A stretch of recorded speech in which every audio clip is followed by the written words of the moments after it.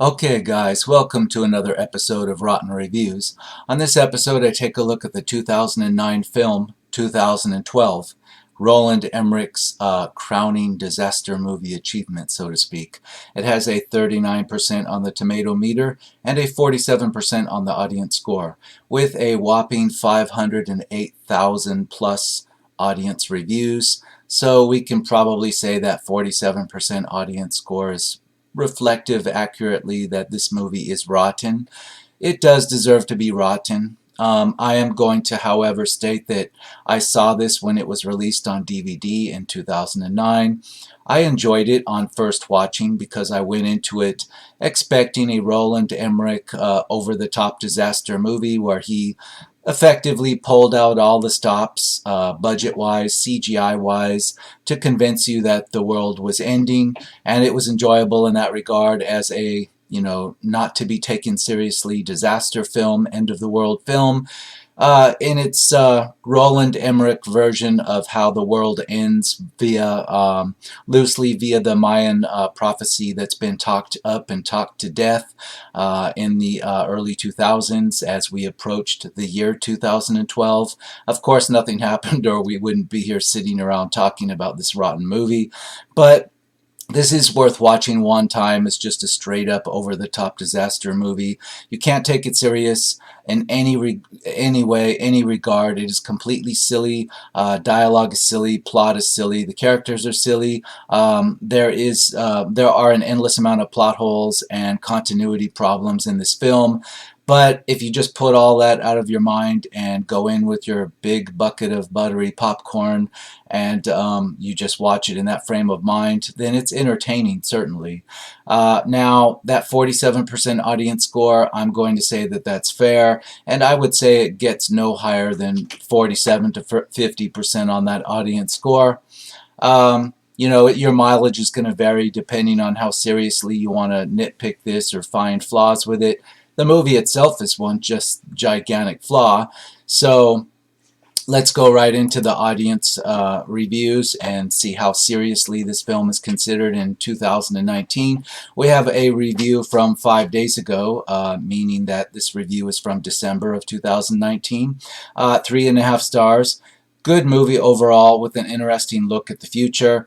If I had to give this a star rating, I would say it's a solid 2.5 stars just for the entertainment value. I can't take it seriously enough to give it 3 stars, but I'll give it 2.5. Certainly this is not 3.5 stars. This is not a look at the future.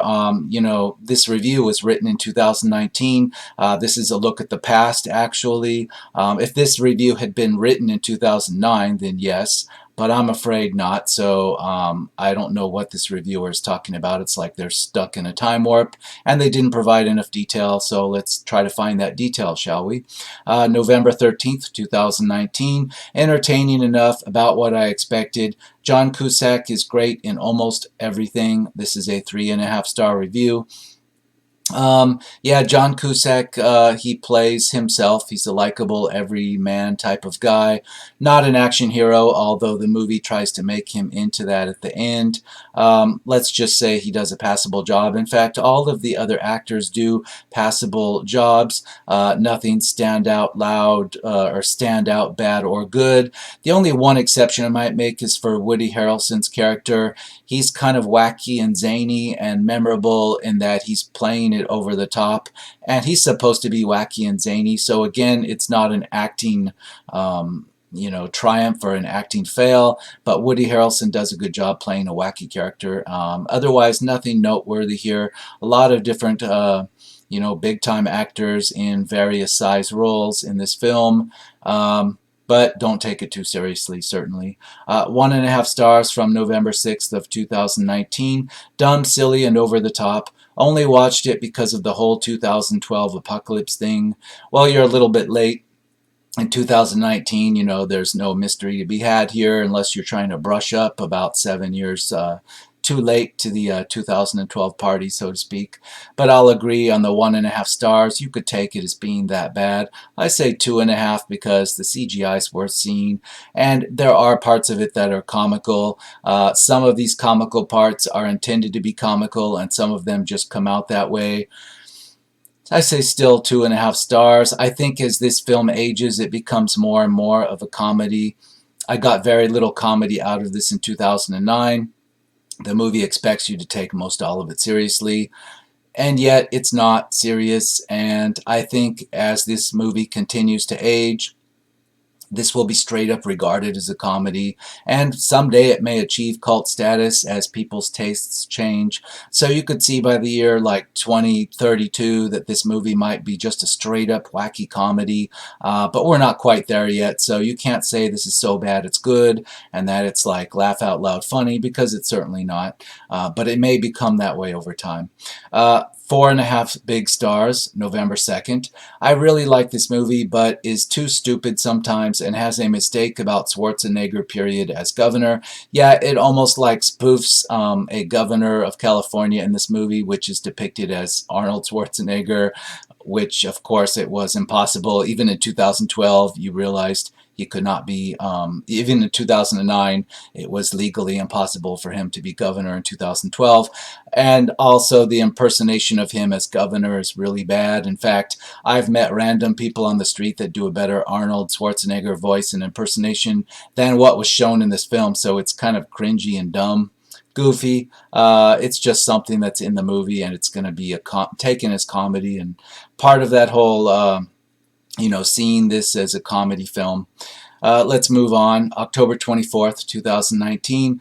3.5 stars. I think it squeezed what all sentiments and humans can express in their last moment. Yeah, if you're thinking it's got a lot of melodrama about people, facing the reality of death and destruction, and you're getting some kind of sentiment out of that. No, in very goofy ways, in very goofy deaths, and it's just like really melodrama on the verge of comedy, and as it gets older, it becomes more comedy. 5 stars, September 30th. Great movie, very underrated. No, I think it's rated fairly. It's not under or overrated. It is what it is, and I say it's 2.5 stars. 3.5 stars. This movie was rushed, I felt, to deliver the climactic effect of being released around the great 2012. I hope to someday show this to my kids and tell them I survived this. Yeah, but by the time your kids are old enough to watch this, they'll probably think, what are you talking about? This is just a comedy, right? So I disagree. 4 stars. Is it smart? No. It might be cheesy, but this movie is just the right kind of action blockbuster with heart that I love to rewatch. It could be like that, especially if you laugh along with how stupid it is. I was almost thinking about assembling a giant list of all the things wrong with it, but it would be page after page of stuff, and we're probably going to see some of that in these reviews. Just so many little goofy things that add up together to make one gigantically improbable, goofy type of disaster movie. For a Roland Emmerich film, this is not his best. His best would probably still be Independence Day, because it does goofy and campy humor, and it does it in the right ways. And it was certainly more successful financially and a bigger cultural success at the box office than 2012 ever was. But certainly this one is Roland Emmerich off the chain with no budget restraints that you can tell, and what he would do with that. And it is certainly not his best film. He was much better in Independence Day. 4 stars. Rotten is right on your review. Do you dunce caps even listen to the commentary before you vote movies down? It's clearly obvious Roland added some levity in the movie so as not to freak people out. Or I'm guessing it's your policy to vote every movie down to gather people signing up with you. And by the way, the scenario of the interior shots of the quake scene are very realistic, but obviously none of you morons at Tomatoes have ever experienced something of that nature. Grow a brain. Rotten Tomatoes. Okay, so this is a Roland Emmerich fanboy saying that this movie is awesome, it doesn't deserve to be rotten.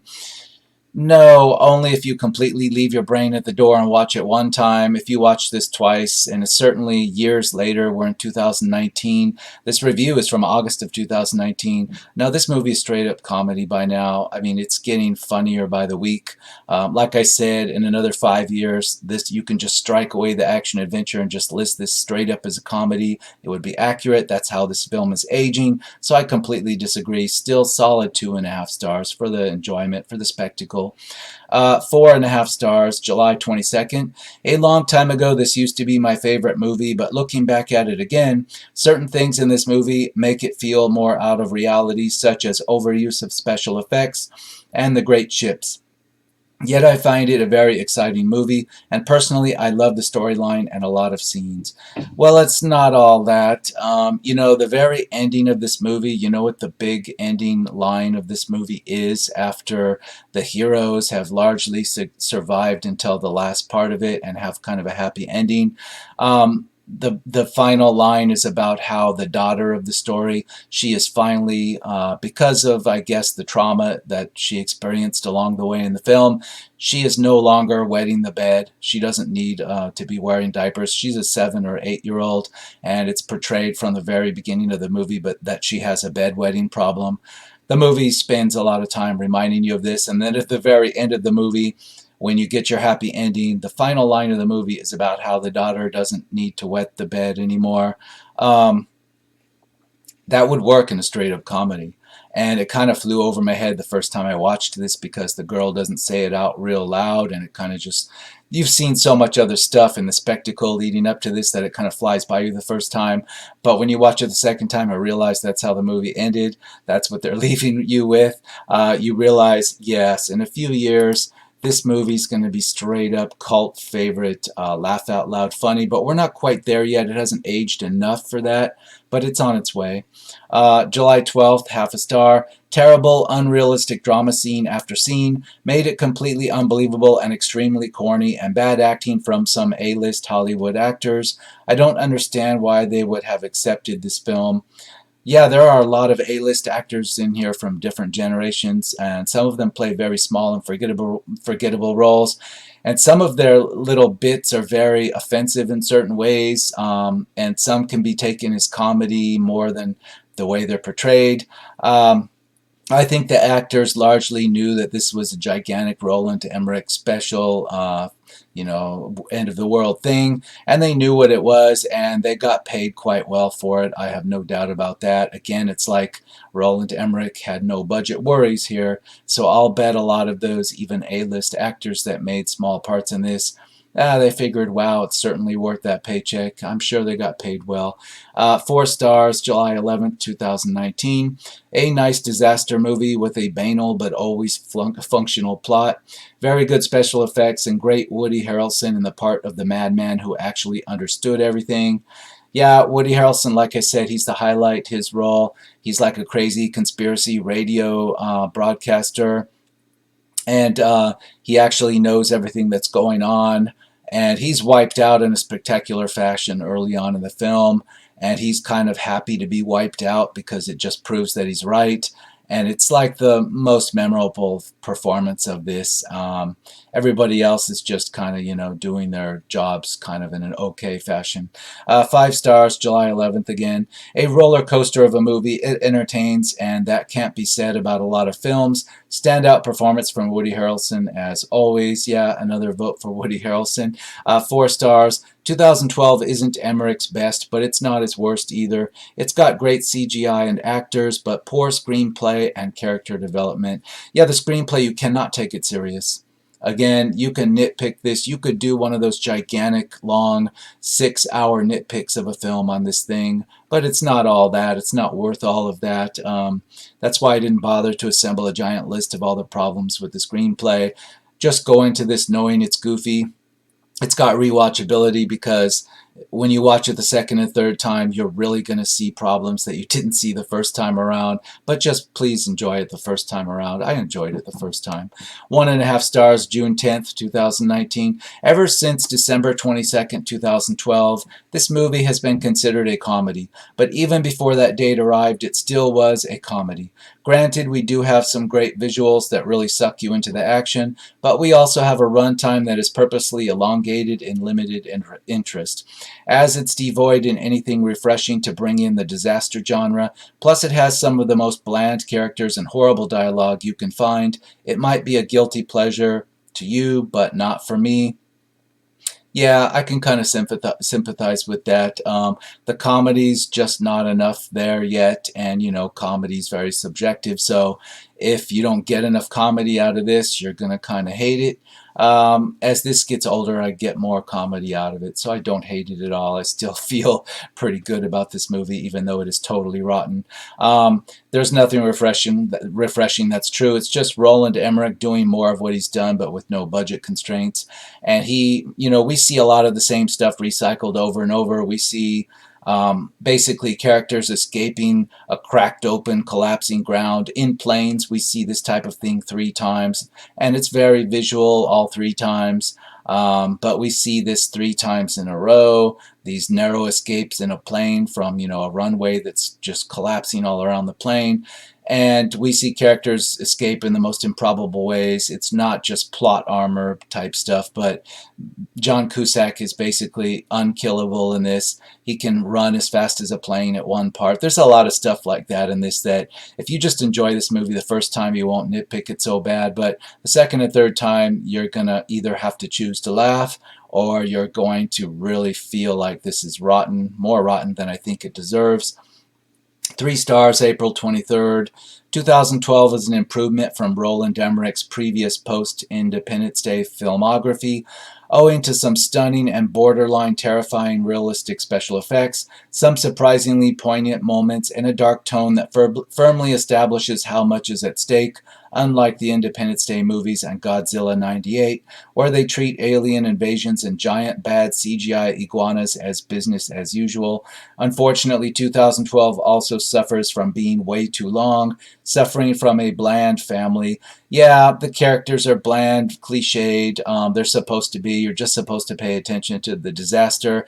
And you almost can't tell who's a villain and who's not, because heroes in the story do villainous things, and they kind of make light jokes about the mass deaths of people they just witnessed and crack jokes right afterwards. And, you know, if you take it as a comedy, it works. Don't think real hard about this. If you think a little bit beneath the surface on these characters, you'll find that most of them are total unsympathetic assholes, and they're almost like characters out of Seinfeld. Like, you want to sympathize with them, but the more it goes on, you realize they're basically unlikable people that you wouldn't want to know, because they just are very callous in their experience with all this mass death.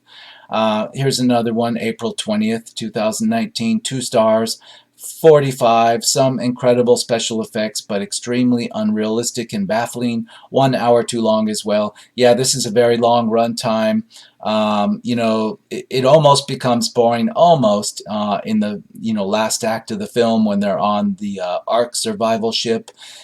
That stuff becomes too drawn out and boring. They should have cut some of that out, but you can still find comedy in it and stupid stuff to nitpick in it, so maybe just enjoy it. But know for a fact that when they get to the actual survival ships at the end, this really slows down a lot, and that's when you notice the runtime is too long. 4 stars, April 8th. My legendary childhood trauma, Hope. I will never have the displeasure of seeing it again. It's almost like they're saying this movie is nonsense, but they gave it 4 stars, so I'm not sure what's going on there. April 3rd, 3 stars. Only good part of the movie was Woody Harrelson. I would have given it 5 stars if he got the lead role. No, it probably killed him off at the right time. If he had been, on board and came along with John Cusack's family and been part of the crew that survived, he would have overpowered it, because how long could he keep up that goofy stuff and not just overpower everything else going on? No, he was killed off at the proper time. I'll give the director credit for that. Woody Harrelson's role was effective. It was goofy and over the top, and he died off just at the right time. 2.5 stars. An exciting look at the end of the world. Unfortunately, lacks the plot to back the visuals up. Yeah, the plot, it's very goofy. A lot of things happen because they need to happen, and a lot of things happen that are improbable and hand-waved away and coincidental. A lot of various coincidences all coming together at different junctures in this movie. But you have to kind of overlook that on the first viewing to get some enjoyment. But if you just start nitpicking this thing, you'll find that it's just an improbable series of endless coincidences strung together for the sake of keeping this thing going. 2.5 stars, January 22nd. Painfully PC, but great effects. Too bad movie was not supported by a semi-plausible script without cliche-laden agenda. Um, yeah, the script is just goofy. A lot of things that happen are goofy. For example, there's a scene in which the main characters arrive in a frozen region of China or Tibet in the Himalayas, certainly, and the Chinese military is ferrying animals to these arks still at the last minute for some reason, and they've chosen to do it by airlifting them, by winching them with helicopters through the Himalayas. So you have elephants and giraffes being choppered out in the frozen air at high altitude across the Himalayas by helicopters, and it looks so completely stupid and ridiculous. And a lot of people have said that when they saw that in the theater, they figured it might be time to walk out. They felt like walking out at that point. But it's just more goofy stuff.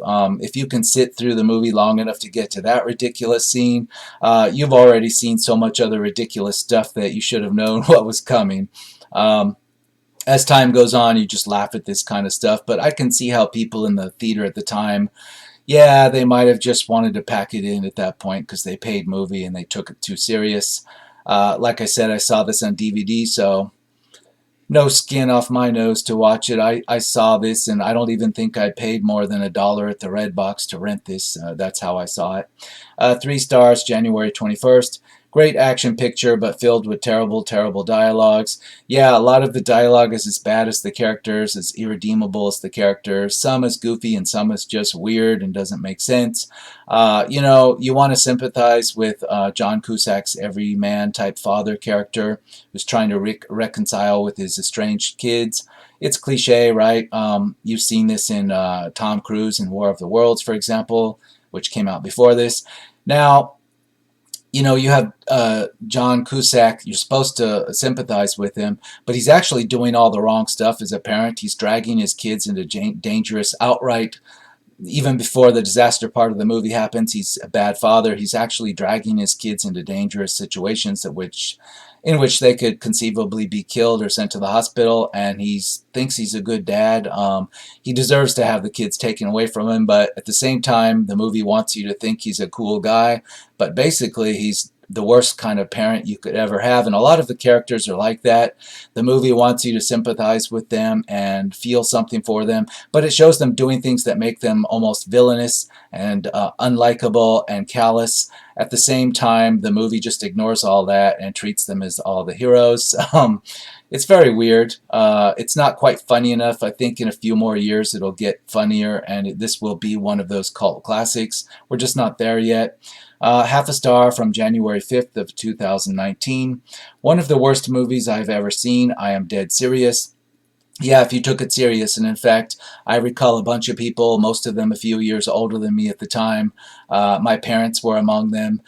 When this movie came up in the topic of conversation, or when they saw this on their channel guide on satellite, they skipped around it, and their comments were, I think it was my own stepdad that told me when this came up on his DirecTV that the movie pissed him off and he couldn't tell what the hell he was watching. Yeah, because if you took this movie seriously, it was very offensive to you if you didn't see the humor in it. But I never took it. I knew what Roland Emmerich had done in other movies, so I knew not to take this as some kind of serious Oscar award nominee. But people that thought this would be, oh, they were really mad, especially a lot of older people that saw this, and I don't know, I guess they just didn't know about Roland Emmerich. They didn't know what kind of movie he made, and they were very upset. 1 star, November 6th, 2018. This film was terrible. 5 stars. I'll make my children watch this using Boxy software and tell them I survived. Yeah, well, they'll see it as a comedy, so they probably won't get why you had to survive it. 3 stars, October 24th. 2018. Ridiculous destruction movie that's a blast to watch. Obviously not one you'd approach seriously because it does not hold back. And the reason why I'd prefer something like this over Transformers is because of what 2012 doesn't put in it. The characters aren't too obnoxious, and it's not filled with corny humor that'll go out of style in a few years, but it's still wacky. Yeah, the humor's not too ridiculous and dated, and you know, they've got a point. Although when you look at more than the surface level of the characters, these characters are all unlikable villains. But it doesn't come across to you that the first time. The first time you look at this, you actually think they're all good guys. But on the second watching, I'll have to disagree. You can tell that these are basically really bad people in these characters. But on the first watching, you don't get that. I don't know why I feel that way. Because when I first enjoyed this film the first time, I didn't find that any of these characters were bad people. But second and third viewing, it's like the way they reacted to seeing whole cities of people wiped out. They just kind of casually laughed it off and cracked jokes about it, and they were kind of like not nice people. 1.5 stars, October 16th, 2018. Amazing how the main characters escaped death so many times when all seemed lost, and by a couple of inches every time. Meh. Yeah, exactly. They reused the same plane type escape sequence 3 times in a row, and there were a lot of other sequences where people just somehow managed to just stay 1/2 inch ahead of dying. And the whole movie's like that all the way through. A lot of coincidences, a lot of people with superpowers in certain places just to stay 1 millimeter ahead of death. But again, don't take this so serious. Just consider this a silly disaster movie, the silliest one that's probably out there. 2.5 stars, September 24th, 2018. To give it credit, 2012 doesn't try to be anything but a high-budget CGI fest, appealing to the lowest common denominator, and as such, it should make a killing at the box office worldwide. I'm not sure if it did or not, actually. John Cusack, Woody Harrelson, relishing scenery chewing here, and Danny Glover are all on hand to collect a paycheck for standing or running in front of green screens. Depending on your temperament, 2012 is your call. Shut your brains off and watch 2012. Yes, I agree. Shut your brain off and watch it one time. If you try to pick this apart even a little bit on the first viewing, it'll ruin it for you. Just go into this expecting a goofy comedy, action comedy movie, and it's fine. The CGI, you know, you can't say the CGI is bad. I watched this in 2019. The CGI still holds up, although you know it is, and it takes away a lot of the tension. The first watching of this in 2009, I could tell. I know it's CGI. You know, when the volcanic, almost like meteors are falling around John Cusack and his family while they're escaping the volcano.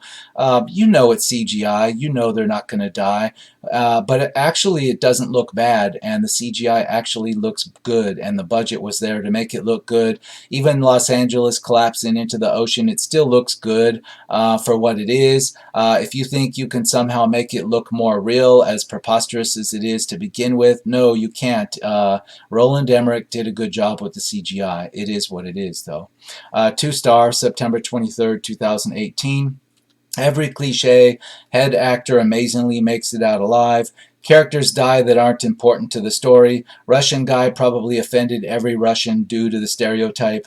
The modern story of Noah seems a bit far-fetched. Reality, everyone would die. Maybe 1 or 2 people might end up on an island if there was one. But you have to ask, if the Earth's core is dissolving, why isn't the ocean boiling? You just have to suspend reality for this, I understand. But the corny acting, the female lead doesn't give...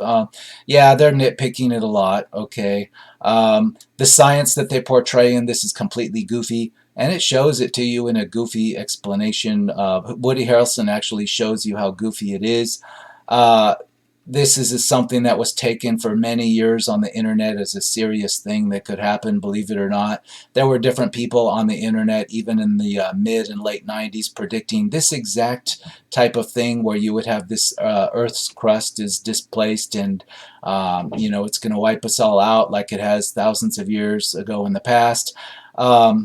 You had all kinds of prophets and channelers and whatnot on the internet between the mid-90s and all the way up into 2009, predicting this sort of thing in a serious way on the internet, all these conspiracy sites and whatnot. And it's been done in other works of fiction as well, in books and short stories. And so everything here is cliched, and it's kind of like a lot of it's just pulled out of that online conspiracy stuff. And I'll give Roland Emmerich credit. Woody Harrelson's character is like the perfect person, the perfect character to pull this conspiracy internet type stuff and present it to the audience in that perfect way.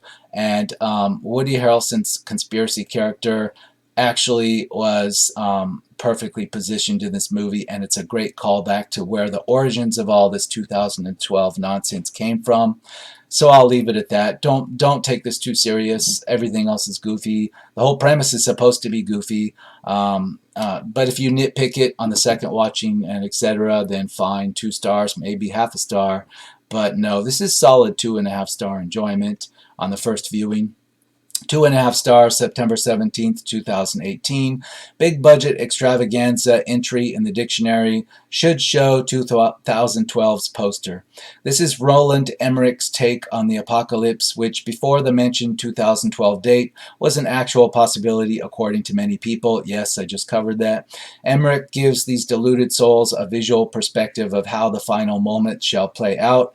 This includes everything from mass wildfire, the likes what will shame any real fire of the Californian landscape, earthquakes which will dwarf the intensity of even imagined earthquakes. Yeah, exactly. This is Roland Emmerich like taking all that conspiracy nonsense from online all the way back to the mid-90s and like showing you his version of it, and it's very entertaining, and he calls back to it directly with that Woody Harrelson character of Charlie.